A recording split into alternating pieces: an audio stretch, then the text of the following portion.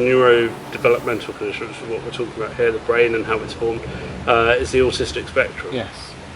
And again, people talk about everyone being on the spectrum. Yeah. What it means is that there's three groups of difficulties related to communication that have been put together.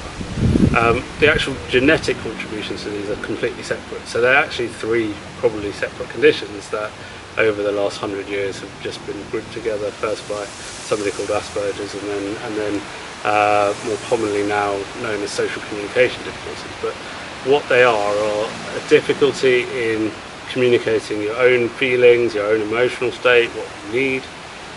The second part is what we call social reciprocity. Okay. And what that means is understanding the rules of communication from the other person's point of view. So when we're talking, we know that we've got to check the other person understands what we're saying, gesture, make eye contact. There's all these unwritten rules to make sure it flows. Sure. It's not just me, I hope, sitting here talking at you. Yeah. But for people who have difficulty with that, that's exactly what they will do.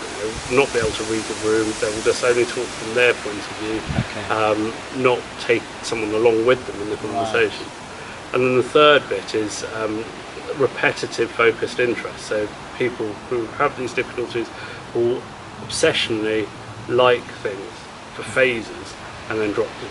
So much so, especially in childhood, where all of their discussion, everything they talk about, is about that one topic.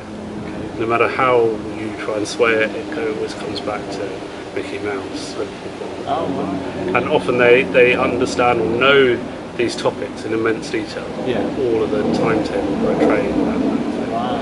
And so those are loosely the three sets of signs that we look for. Where we talk about the spectrum is that we put an arbitrary cutoff where we say if you have this many signs and symptoms, that's when you have the condition as opposed to just the traits. Right. And the way that we assess that, there's a standardised assessment for it, where the parents will go through a very detailed developmental history, where there's about 300 questions that you would want to answer, looking for any kind of signs of this kind of rigid way of communicating, not having shared interest at birthdays, being quite aloof or separate. Okay. At the same time, the child goes through an assessment interview where you do little, and depending on the age, there's different ones, but you do, in essence, puzzles with them. Okay. But what you're not looking for their answers or how they do the puzzles, but how they communicate what they do. So, I mean, one of them, you give them puzzle pieces to do, but you keep half of them here on your side of the desk. Okay. And what you're looking for is how do they ask you for those pieces. And so people with this level of difficulty might just reach over you and take it because they just in their heads they don't realise that that's not appropriate. Fine. Okay.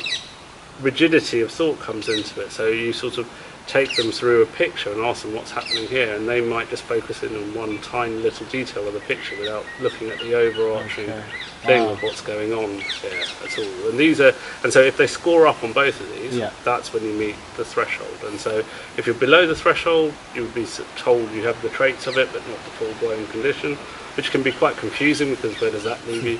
And then if you meet above the threshold, you have the condition.